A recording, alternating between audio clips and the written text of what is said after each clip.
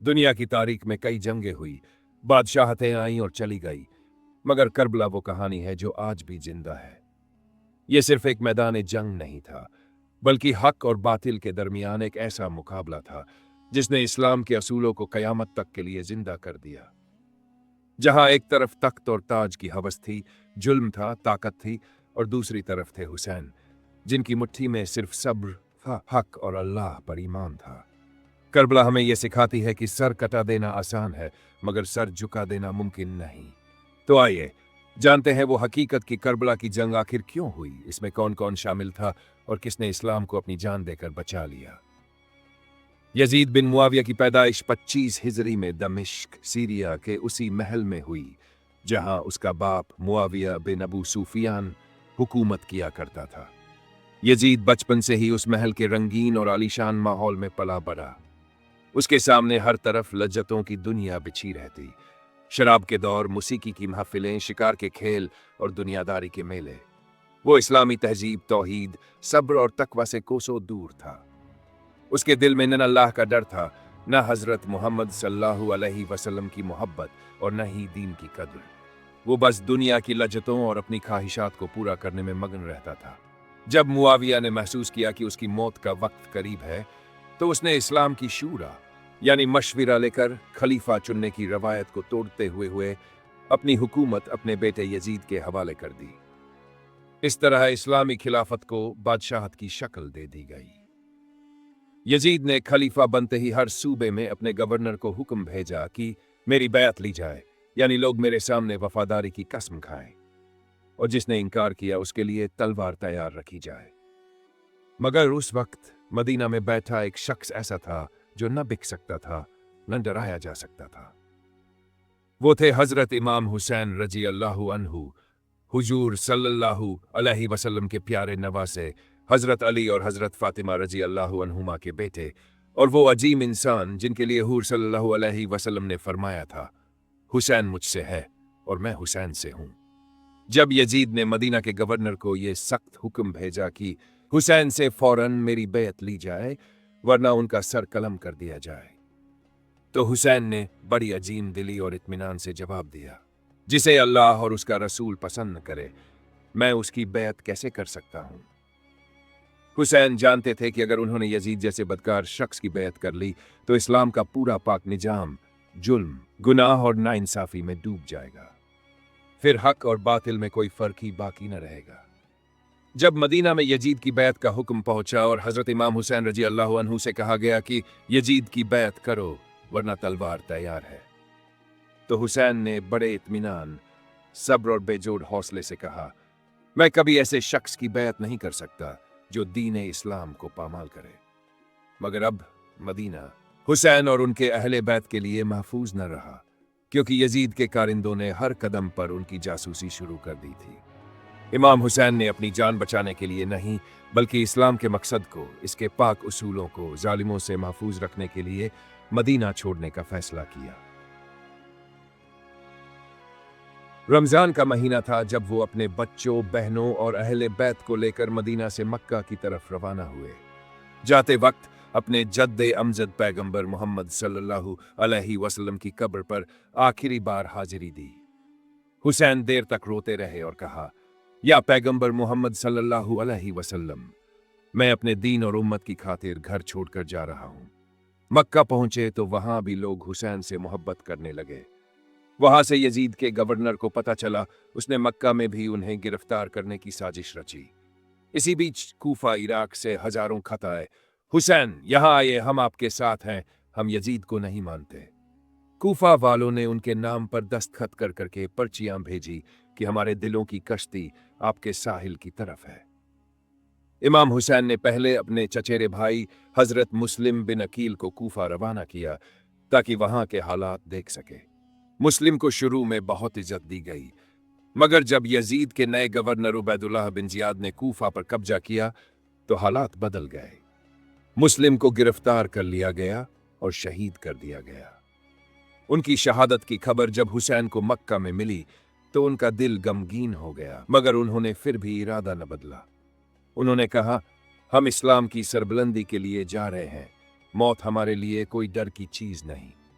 मक्का में हज का मौसम करीब था, मगर हुसैन ने एहराम उतार दिया और उम्रा करके कूफा की तरफ काफिला रवाना कर दिया। उन्होंने अल्लाह से दुआ की, या इलाही, मैं तेरा बंदा हूं, अपने दीन की खातिर निकल रहा हूं। रास्ते में कई लोग उन्हें रोकना चाहते थे, समझाते थे, हुसैन मत जाओ, यजीद की तलवारें बहुत हैं, तुम्हारे साथ तो औरतें और बच्चे हैं। मगर हुसैन ने फरमाया, अगर मैं न गया तो कौन जाएगा? अगर मैं हक के लिए कुर्बान न हुआ तो इस्लाम का क्या होगा? इस तरह मदीना से मक्का और फिर मक्का से कूफा के सफर पर निकल पड़ा वो काफिला जिसकी मंजिल थी करबला का मैदान, जहां हुसैन ने अपने खून से इस्लाम को हमेशा के लिए जिंदा कर दिया। जब इमाम हुसैन रजी अल्लाह अन्हु अपने अहले बैत और चंद वफादार साथियों के साथ कूफा की तरफ बढ़ रहे थे, तभी यजीद के गवर्नर उबैदुल्लाह बिन जियाद को खबर हो गई। उसने अपनी फौजों को हुक्म दिया कि हुसैन को कूफा पहुंचने से पहले ही रोक लिया जाए। इस तरह हजारों की तादाद में यजीद की फौज, जिसकी सरबराही कर रहा था उमर इब्न सद, उन्होंने करबला के वीराने में हुसैन के काफिले को घेर लिया। ये जगह फुरात नदी के किनारे थी। हुसैन और उनका काफिला वहां 2 मुहर्रम 61 हिजरी को पहुंचा। उमर इब्न सद ने वहीं डेरा डाल दिया। अब हुसैन और उनके अहले बैत के लिए कोई रास्ता न बचा। आगे यजीद की तलवारें, पीछे वीराना। यजीद की फौज का घेराव धीरे धीरे सख्त होता गया और फिर उन्होंने सबसे बड़ा जुल्म किया। फुरात का पानी बंद कर दिया। हुसैन के खेमों तक कोई पानी की मश्क नहीं पहुंच सकती थी। बच्चे तड़पने लगे, औरतें प्यास से बेहाल होने लगीं। 6 महीने के अली असगर की भी हलक सूखने लगी। फिर भी हुसैन ने सब्र किया और कहा, सब्र करो, अल्लाह हमारे साथ है। कई बार हुसैन ने उमर इब्न सद से कहा, कम से कम बच्चों के लिए तो पानी दे दो। मगर यजीद की फौजों के दिल पत्थर हो चुके थे। किसी ने भी रहम न खाया। प्यास की हालत यहां तक पहुंच गई कि हुसैन खुद रात के वक्त मश्क लेकर फुरात की तरफ बढ़े ताकि पानी ला सकें। मगर दुश्मनों ने तीरों की बारिश कर दी। अब्बास अलमदार ने कई बार झंडा उठाकर पानी लाने की कोशिश की, मगर वो भी शहीद कर दिए गए। करबला के रेगिस्तान में जहां दिन आग बरसाते थे, रातें भी बेजान थीं। प्यास की ऐसी सदा उठी कि फरिश्तों के दिल भी कांप गए। मगर हुसैन और उनके अहले बैत ने हौसला न छोड़ा। हुसैन अपने बच्चों से कहते, मेरे लालो, प्यास पर सब्र करो, अल्लाह तुम्हें जन्नत में ऐसे नहरें देगा जहां कभी प्यास न लगेगी। ये थी करबला में यजीद की फौज का जुल्म, जिसने पैगंबर मोहम्मद सल्लल्लाहु अलैहि वसल्लम के नवासों तक को प्यासा मारने का इरादा कर लिया। मगर हुसैन की नजर में ये सब असल में एक इम्तिहान था और वो जानते थे कि सिर कट जाएगा मगर हक का परचम कभी नहीं झुकेगा। और फिर आया वो दिन, 10 मुहर्रम 61 हिजरी, जिसे आज हम आशूरा कहते हैं। करबला के उस वीराने में फुरात की लहरें किनारे पर शोर मचा रही थीं, मगर हुसैन और उनके अहले बैत की प्यासी निगाहें उस पानी को देखती रह गई, क्योंकि यजीद की फौज ने अल्लाह के पैगंबर मोहम्मद सल्लल्लाहु अलैहि वसल्लम के घराने को पानी की एक बूंद भी नसीब न होने दी। उस सुबह इमाम हुसैन ने अपने अहले बैत और साथियों को जमा किया। उनसे कहा, मैंने यजीद को पहचान लिया है, वो दीन को तबाह कर देगा।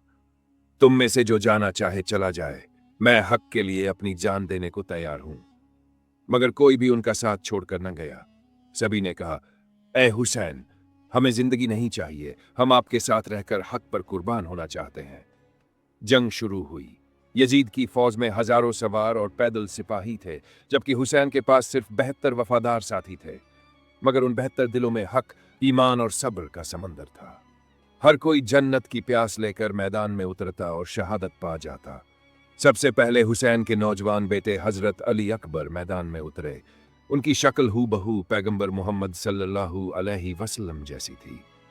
हुसैन ने जब अपने बेटे को लड़ते और फिर शहीद होते देखा तो आसमान की तरफ देखकर कहा, या अल्लाह, गवाह रह, मैंने अपने ऐसे जवान को तेरी राह में दिया जो तुझे और तेरे रसूल को सबसे ज्यादा प्यारा था।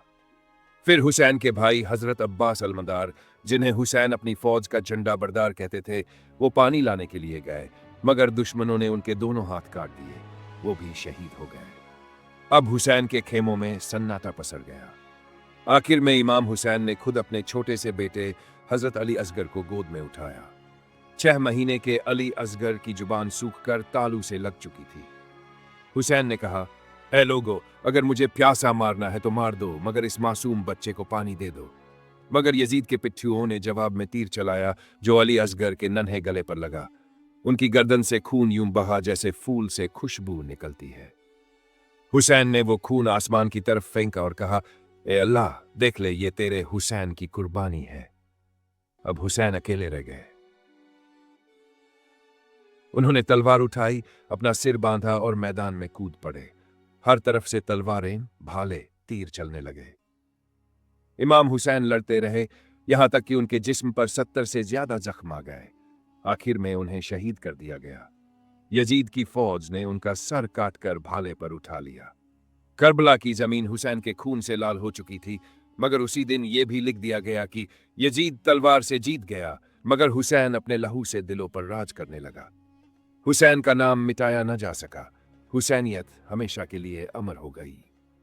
जब करबला का वो दिल दहला देने वाला मंजर खत्म हुआ और इमाम हुसैन रजी अल्लाह अन्हु शहीद हो चुके थे, उनके प्यारे अहले बैत पर मुसीबतों का ऐसा तूफान टूटा कि जमीन और आसमान भी गवाह बने।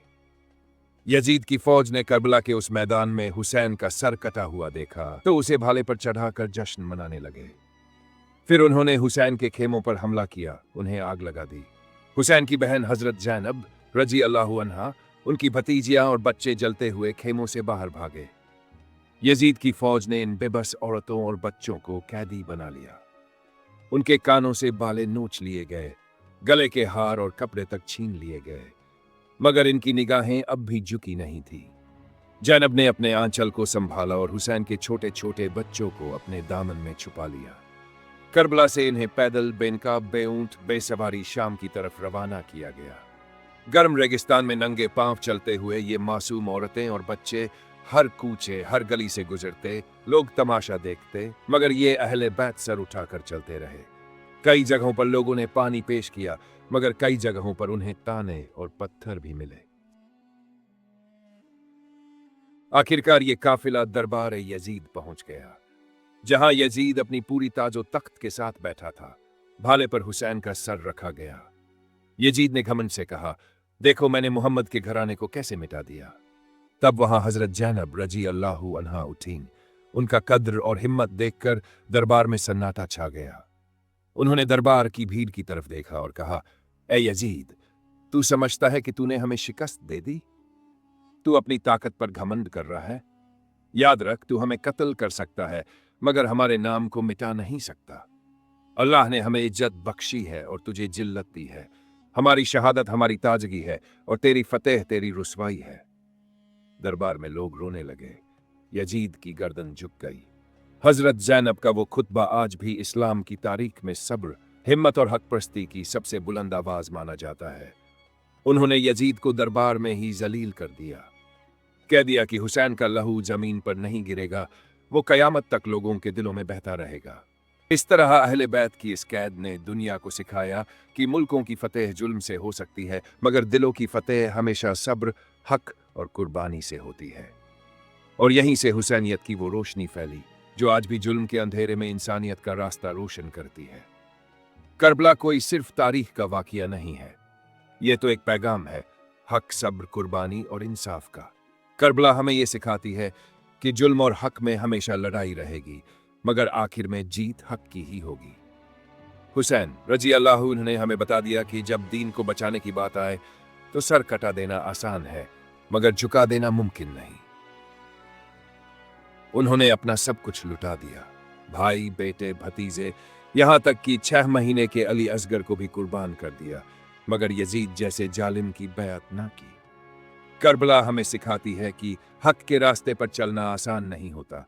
वहां प्यास भी मिलती है, तलवारें भी मिलती है, ताने भी मिलते हैं और जख्म भी, मगर सब्र और ईमान रखने वाले ही अल्लाह के सबसे करीब होते हैं। करबला से हमें यह भी सबक मिलता है कि अगर यजीदियत ताकत और ताज लेकर भी कुछ दिन जी ले तो हुसैनियत दिलों में हमेशा के लिए जिंदा रहती है। आज भी जब किसी जालिम को देखो तो याद आता है ये यजीदियत है, और जब किसी मजलूम को हक के लिए लड़ते देखो तो कहो ये हुसैनियत है। करबला हमें सिखाती है कि मुकाम हुसैन सर कटाने में है, झुकाने में नहीं। और यही वजह है कि आज भी दुनिया के हर कोने में हुसैन का नाम इज्जत से लिया जाता है, जबकि यजीद का नाम जिल्लत की मिसाल बनकर रह गया। इसलिए अगर हमारी जिंदगी में कभी हक और बातिल के दरमियान कोई मोड़ आए तो हुसैन को याद करो और वो रास्ता चुनो जो अल्लाह और उसके पैगंबर मोहम्मद सल्लल्लाहु अलैहि वसल्लम को पसंद हो, क्योंकि यहीं से जिंदगी की असली फतेह शुरू होती है।